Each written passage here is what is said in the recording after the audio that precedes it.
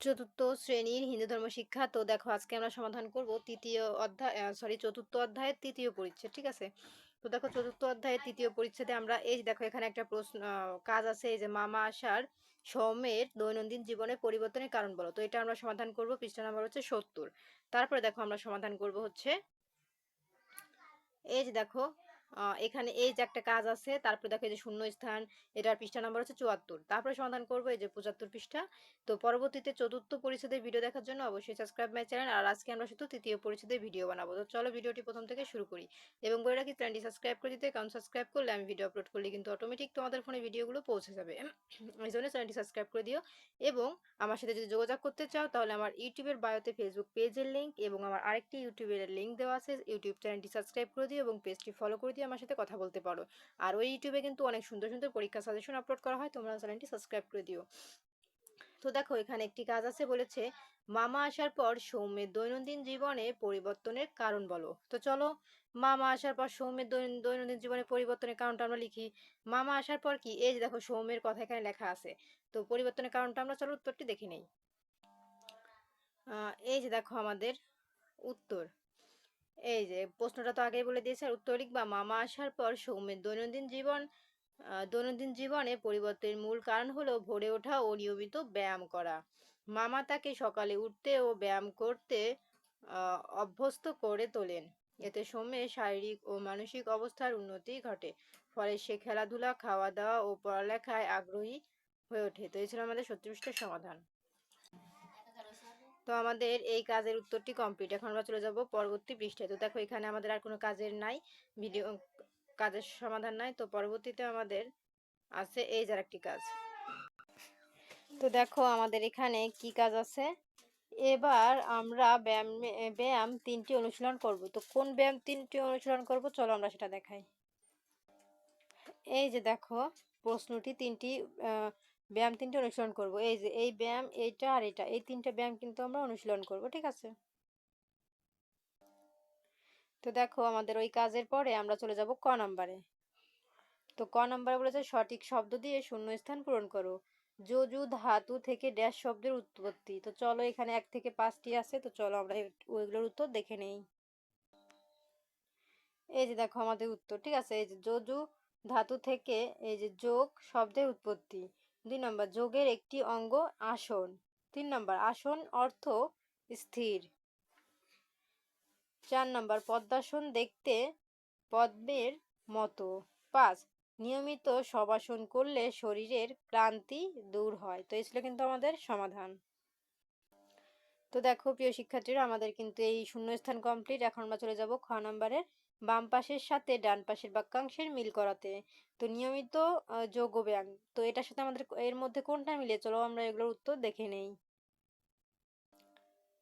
এই যে দেখো আমাদের উত্তর। ঠিক আছে,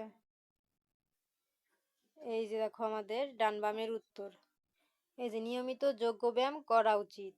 2 পদ্মাসনে জীবনীশক্তি বৃদ্ধি পায়।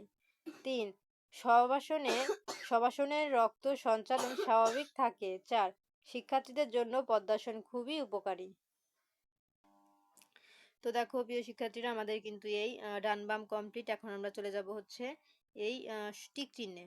তো দেখো টিক চিহ্নে আমাদের একে বলেছে যোগের কতটি অঙ্গ। তো আমাদের সঠিক উত্তর কি হবে, 8টি। 2 নম্বর কোন আসনে অনিদ্রা থেকে মুক্তি পাওয়া যায়। সঠিক উত্তর হবে ক পদ্মাসন। তারপর দেখো 3 নম্বরে আমাদের এখানে আছে শবাসনে মনকে কি করে। তো শবাসনে মনকে কি করে, শান্ত। তারপরে দেখো 4 নাম্বার সর্বাঙ্গাসন কতবার অভ্যাস করতে হয়। তাহলে আমাদের 4 নাম্বার সঠিক উত্তর হবে খ 3 হাতে 4 বার। তো এই ছিল আমাদের টিক চিহ্নের সমাধান। এখন আমরা চলে যাব ঘ নাম্বারের সংক্ষিপ্ত প্রশ্ন। দেখো ঘতে বলেছে নিচের প্রশ্নগুলোর সংক্ষেপে উত্তর দাও। একে বলেছে 5টি আসনের নাম লেখো এবং 2, 3, 4টি প্রশ্ন আছে, চলো আমরা এগুলো পড়িয়ে উত্তর লিখি। এই যে দেখো আমাদের প্রশ্ন, 5টি আসনের নাম লেখো। উত্তর, 5টি আসনের নাম হলো পদ্মাসন, শবাসন, সিদ্ধাসন, সর্বাঙ্গাসন এবং শলভাসন। তারপরে দেখো আমাদের 2 নম্বর প্রশ্নে কি আছে, পদ্মাসন বলতে কি বোঝায়। উত্তর, যে আসন দেখতে পদ্মের মতো তাকে পদ্মাসন বলে? পদ্মাসন নারী ও পুরুষ উভয়ই করতে পারে। ৩. শবাসনের ৩টি উপকারিতা লেখো। উত্তর: শবাসনের ৩টি উপকারিতা হলো: ১. শরীরের ক্লান্তি দূর হয়। ২. শরীরে রক্ত সঞ্চালন স্বাভাবিক থাকে। ৪. উদ্বেগ ও মানসিক চাপ কমায়। এখন দেখো ৪ নম্বর প্রশ্ন। নিয়মিত যোগ ও ব্যায়াম করা উচিত কেন? উত্তর: শরীর সুস্থ ও সবল, রোগ এবং রোগ ব্যাধির আক্রমণ থেকে রক্ষা করতে নিয়মিত যোগ ও ব্যায়াম করা উচিত। তো দেখো প্রিয় শিক্ষার্থীরা, আমাদের কিন্তু ঘ নম্বরের সংক্ষিপ্ত উত্তর কমপ্লিট। এখন আমরা চলে যাব ম নম্বরে বর্ণনামূলকে। নিচের প্রশ্নগুলো বর্ণনামূলক উত্তর দাও। তো দেখো একে আছে যোগ বলতে কি বোঝায়, যোগের কয়টি অঙ্গ ও কি কি। তো চলো ১ থেকে 4টি প্রশ্ন আছে, পড়িয়ে উত্তর লিখি, এবং এগুলো কিন্তু বর্ণনামূলক, একটু বড় করে লিখতে হয়।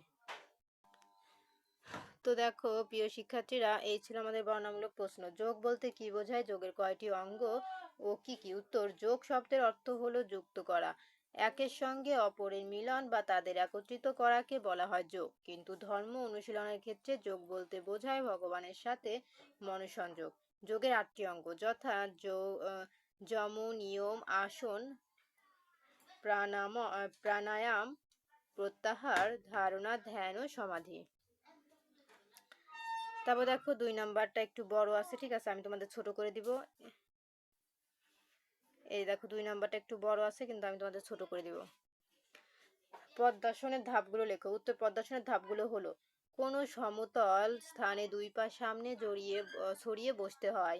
তারপর ডান পা হাঁটুর কাছ থেকে ভেঙে বাম জানুর ওপর রাখতে হয়। আবার বাম পা ভেঙে ডান জানুর ওপর রাখতে হয়। 2 পায়ের গোড়ালি তলপেট সঙ্গে মিশে থাকবে। বসার জায়গার সঙ্গে 2 হাঁটু মিশে থাকবে। হাঁটা যেন উঁচু না থাকে। সোজা হয়ে বসতে হবে। মাথা, ঘাড়, মেরুদণ্ড সোজা থাকবে। শ্বাস প্রশ্বাস স্বাভাবিক থাকবে। তারপর লিখবা এই যে 1 মিনিট বসে থাকার পর পা ছড়িয়ে দিতে হয়। তো তোমরা চাইলে এই যে এই হয় পর্যন্ত দিতে পারো, ঠিক আছে, যারা ছোট করে লিখতে চাও।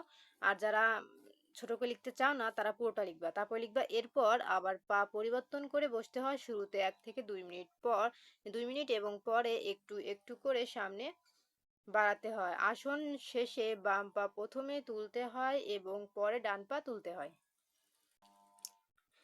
তারপরে দেখো আমাদের 3 নম্বর প্রশ্ন। সর্বাঙ্গসনের উপকারিতা বর্ণনা করো। উত্তর: সর্বাঙ্গসনের উপকারিতা নিচে বর্ণনা করা হলো। এই যে 1. সকল প্রকার রোগ থেকে মুক্তি পাওয়া যায়। 2. থাইরয়েড, টনসিল, যকৃত, মূত্রাশয় প্রভৃতি গ্রন্থি সতেজ ও সক্রিয় থাকে। 4. কোষ্ঠকাঠিন্য দূর হয়। তারপরে দেখো আমাদের 4 নাম্বার প্রশ্ন। এই যে এখানে বলেছে শরীর সুস্থ রাখতে করণীয় সম্পর্কে 5টি বাক্য লেখো। উত্তর: শরীর সুস্থ রাখতে করণীয় সম্পর্কে 5টি বাক্য হলো: প্রতিদিন ভোরে ঘুম থেকে উঠতে হয়। 2. পরিমিত ও নিয়মিত আহার গ্রহণ করতে হবে। 3. নিয়মিত খেলাধুলা করতে হবে। 4. প্রতিদিন বিভিন্ন ধরনের যোগ ব্যায়াম করতে হবে। 5. ধ্যান, জপ, তপ ও প্রাণায়ামের মাধ্যমে নিজেদের নিরোগ রাখতে হবে। তো এই ছিল আমাদের সমাধান। তো দেখো প্রিয় শিক্ষার্থীরা, আমাদের কিন্তু এই নাম্বারের বর্ণনামূলক প্রশ্নের উত্তরও কমপ্লিট। তো আজকের মতন এই পর্যন্তই। পরবর্তীতে হচ্ছে এই 4র্থ পরিচ্ছেদের ভিডিও দেখার জন্য অবশ্যই সাবস্ক্রাইব মাই চ্যানেল।